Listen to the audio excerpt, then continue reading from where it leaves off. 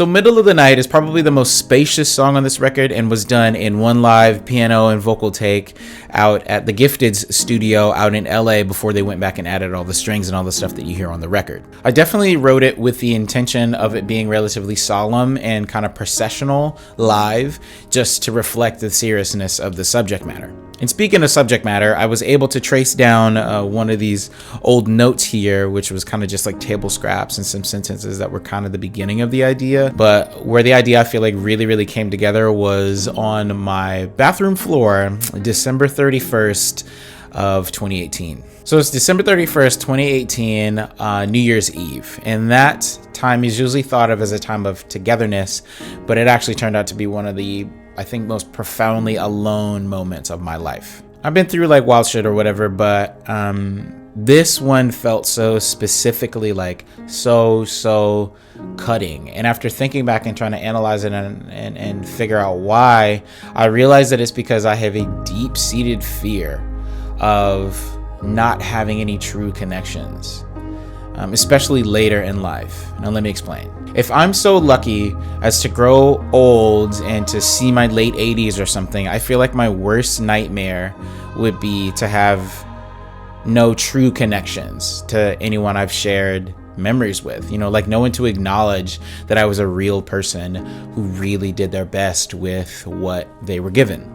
I don't know, I don't know if this comes from social anxiety or if it comes from the fear that I won't be able to break my parents' cycles after watching them push so many people out of their lives for one reason or the other, or maybe because I grew up hating myself for whatever reason, and assuming that other people would hate me too because of it, or maybe the fear that I am a perfectionist and I can't deal with the shame that comes with the weight of that perfectionism or the expectation, or maybe it's that socially imposed like expectation of stoicism that men are supposed to have, because as we all know, boys should never cry. Rim shot, please. But for whatever reason, it all just hit me at once while I was on the linoleum of my bathroom floor, thinking like, what if this is my destiny? What if this is who I'm supposed to be? What if I am just truly alone? And the reason I'm choosing to share that and thought that song is so important to go on the record was because it honestly was one of the two songs that I feel like formed the nucleus of this record, this song and Surfacing. It's the true darkness that Surfacing is able to be the light through. You know what I'm saying? So I don't know. I feel like none of it would have made sense if I hadn't really gone there and like just exposed this part of myself. And in an effort to do that, I really tried to be stream of consciousness with these lyrics. For instance, like, I know I still mistrust the things I hear and crawl right up and react out of my fear from overthinking thoughts that are not real. Will I be okay?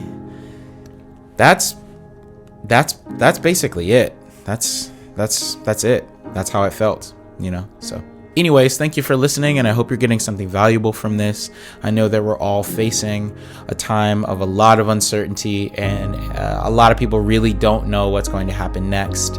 But the important thing is to realize that you have time now. You can reach out to those people and be like, hey man, I love you. I miss you.